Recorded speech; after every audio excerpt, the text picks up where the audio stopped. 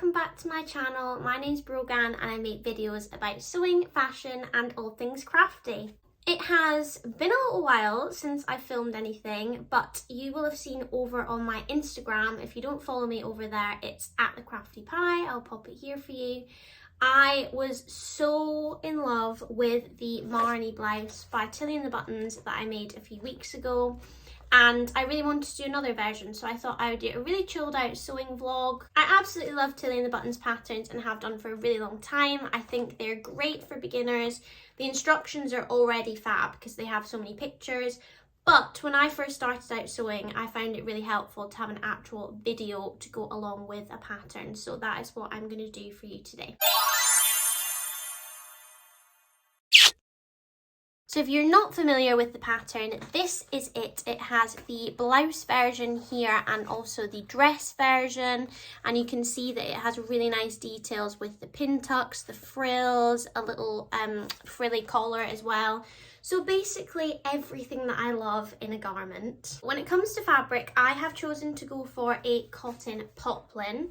The pattern actually suggests a lightweight woven fabric which presses well. So cotton poplin is ideal, but you could use a cotton lawn, a seersucker, things like that. It gives you loads of options on the pattern, but this is the one I've gone for. It is a Pigeon Wishes cotton poplin from Sew Me Sunshine. I will tag it in the description box below if it's still available, but I do think quite a few different shops have stocked it. And there is a button closure at the back of the blouse, and I have these gorgeous Pigeon Wishes buttons as well that are like green and blue, and I just think that will be a really nice touch on the back of the blouse. I'm gonna go ahead and just get started. I'm gonna keep this video very casual, so grab yourself a little cup of tea or a drink and we're just gonna sew together. The first thing you need to do, if you haven't already, is measure yourself and sort out what size you need for the pattern. Now I went off my bust measurements, so I made a size 2 in my last version and that was perfect. And I already have all my pattern pieces cut out. So I'm ready to go with that. So if you've not done that yet, then you need to cut out or trace your pattern pieces, whatever you prefer. And what I will say is there's quite a few different options for the blouse in terms of little details. For my last version, I did the pin tucks, but not the frilly collar. This time I'm going to do the opposite. So I'm going to omit the pin tucks and add in the frilly collar. So you just need to be really careful when you're placing out your pattern pieces that you're doing it correct for what you want. It might not be exactly the same as what I am doing.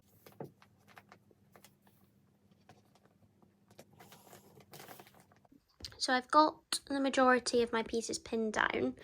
This is the perfect example of just where you need to really read the pattern pieces. So I'm not doing the tuck detail on this one, so I've folded this piece up because it says cut off or trace here for the version without the tucks. So it's just little things like that that you do need to read these pattern pieces really carefully. So that's me all cut out, and what I like to do before I start any sewing is to make sure I go in and clip the notches, which I'll show you now. Just wherever you've got notch lines in the pattern, so you'll see them like little lines, I just go in and clip them like so. And I always find that they might not seem important right now, but when you're sewing, it just makes it so much easier to line everything up. So that's me completely cut out and ready to go. We have only got to the cutting stage, however, it is past 11, and in this household, 11 o'clock is tea and biscuit time. So I'm going to go take a break and enjoy a delicious cup of tea and come back refreshed, and we can start sewing. So if you're anything like me, I suggest you go do the same. Okay, we're back in business. I've had my cup of tea. You're going to laugh at me because I managed to somehow cut my finger cutting a crispy cake to eat. And I didn't even realise until I saw that it was bleeding. So I now have this delightful plaster on my finger, but we are going to look at what instruction number 1 is. So let me pop you there. I feel like this video is just very chaotic, but that's just me these days. Sew a line of stay stitching on the neckline of the front yoke and back yoke. So these are the two pieces that you need to grab, and just around here is where we're going to do the stay stitching at 1.4 centimeters, so literally just within the seam allowance, which is 1.5 centimeters.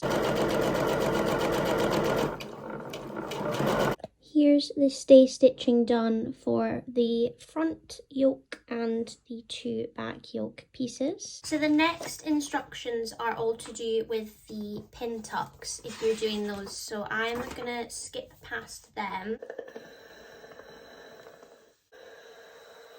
I've got the wrong side of the fabric facing up, and I've just pressed under 5 millimeters. I used my ruler to make sure we're nice and accurate, and now I'm going to do exactly the same thing again so we don't have any raw edges showing. And then it says to basically stitch this as close to the edge as possible, just like so. So I'm back at my iron now, and the next thing to do is to prepare the button loop. So we're going to press it in half and then each edge in half again, so that we have all of the edges enclosed. It's all pressed and no raw edges can be seen. And I've just stitched that down. So it says to take your back left hand piece, and we need to measure 1.5 centimeters down and 1 centimeter in. So I'm going to measure that now.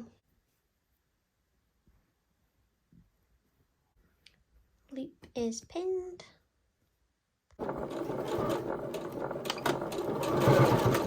Next, we are going to be joining the shoulder seams of the side, front and back panel. So as it shows in the picture, you can't really see it, but it is sometimes easier to actually find your pairs and match them up, because then you know that you've definitely got the right ones, and then you can just flip them over so right sides are together and pin those in place. So they're pinned, and I've also done the same for the front and back yoke pieces that we were just working on. And we're going to stitch these shoulder seams, so you're going to be doing 4 in total. So once you've got your seams sewn at 1.5 centimeters, this is when you need to decide how you're finishing those seams. I've got my overlocker here, so I'm going to be using that. But if you don't have an overlocker, you can just trim down the seam allowance to halfway, and then choose a zigzag stitch on your machine, and then just go along the raw edge to try and prevent any fraying. So it's completely up to you, but I'm going to run these through the overlocker now.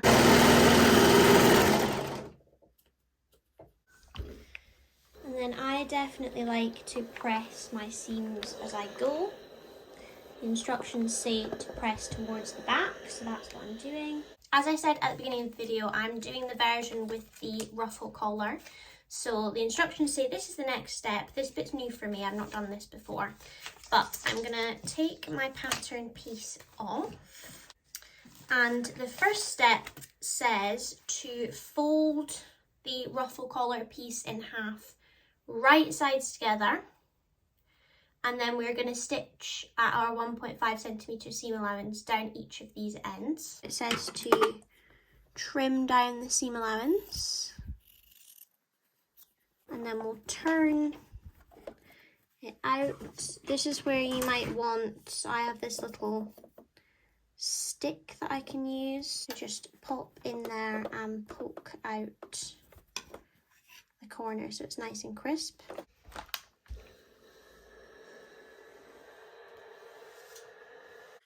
Now for gathering stitches, you are going to want to up the stitch length on your machine. So my maximum is 4.5, so I'm going to set it to that.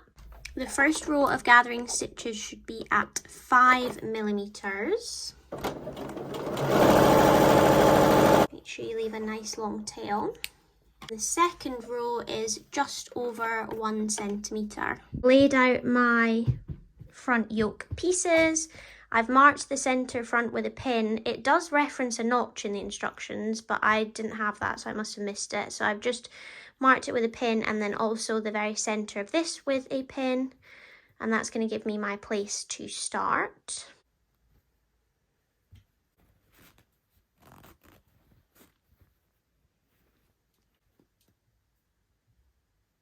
I have gathered all my neckline and pinned that on, and it says to just do a basting stitch, so still on our long stitch at 1.4 centimeters from the edge to secure that in place. I've gone ahead a few steps. The first thing I did was trim down the seam allowance by 10 millimeters. So this is a bit shorter now, and then I also prepared my bias binding strip as per the instructions. So it's really similar to how we did this bit. You fold, press it in half, and then you press it in half again so that you've got this seam. I'm going to pin this bias binding round the neckline now, and it says to leave a tail of 1.5 centimeters either side. Now we are going to stitch all the way around the edge at 5 millimeters.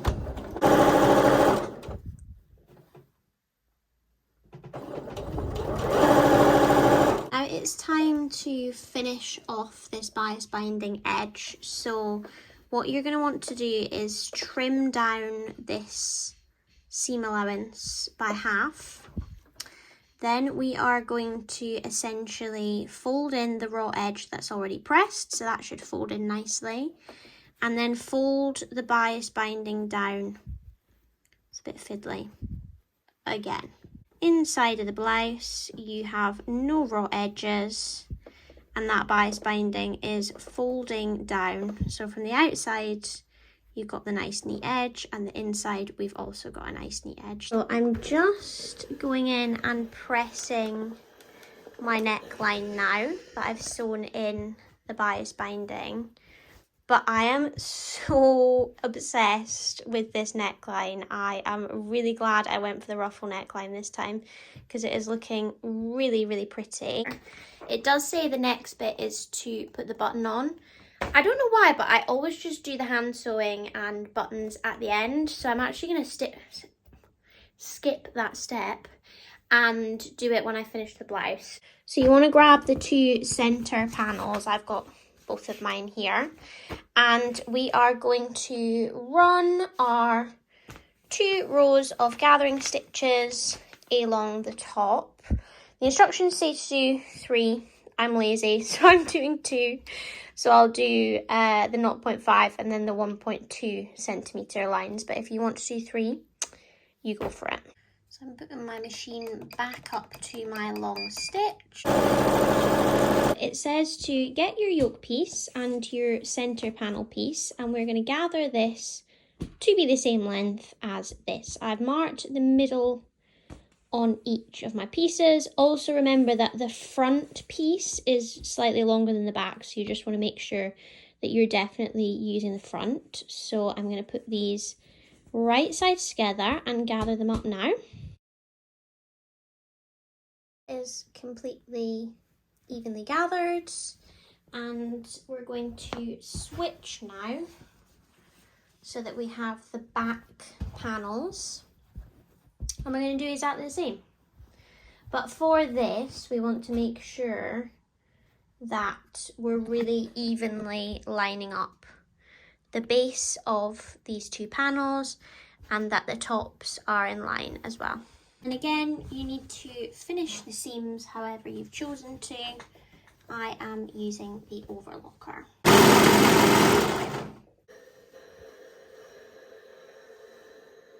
We're on to my favourite bit, which is preparing the ruffles. I mean, you know how much of a ruffle fan I am. So you want to take your 2 ruffle pieces, right sides down, so you've got the wrong side facing you. And we're working with the straight edge. And just like we did with the back bodice pieces, we're going to press under 5 millimeters, press it under again, and stitch. So we've got a nice, finished, crisp line.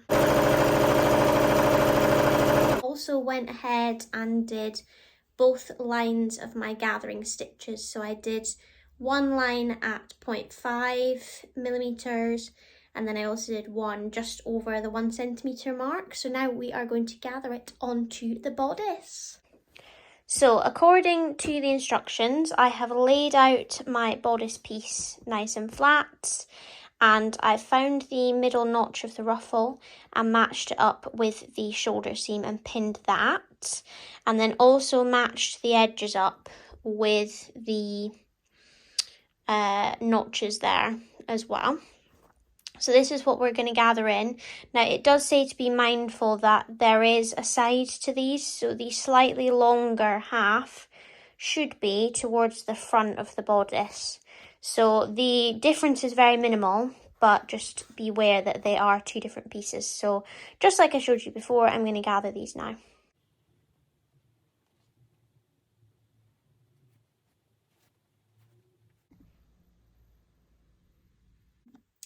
All pinned, it says to baste these on at 1 centimeter.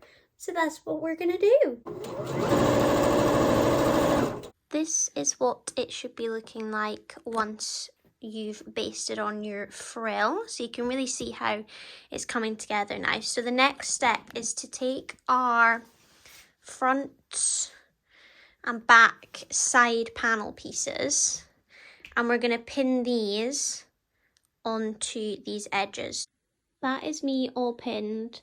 I will say that I found the notches so helpful to do this. There's actually quite a lot of notches as you go through. So there's one there, but actually the one that's particularly helpful is the notch to match this front yoke piece and the back, because there's quite a lot of bulk from the frill. It can be hard to get it sitting flat and evenly spaced. So yeah, top tip would definitely be to match up the notches first. This is your reminder to check your bobbin, because I've just been sewing my seams with air and nothing else. As you can see, it is really coming together now. I went ahead and overlocked those seams once I sewed them, and now to get the main shell of the top, all we need to do is match up our underarm seams and sew our last side seam. Very excitingly, we now have the main shell of the top done. Now, round about this time, I quite like to have a bit of a spring clean, shall we say. I've kind of been neglecting pressing my seams as I go along, so I'm just going to go through and press all the seams, trim any threads that we've got, and just get it looking a little bit neater, ready to add the sleeves on, seeing as that's our last bit.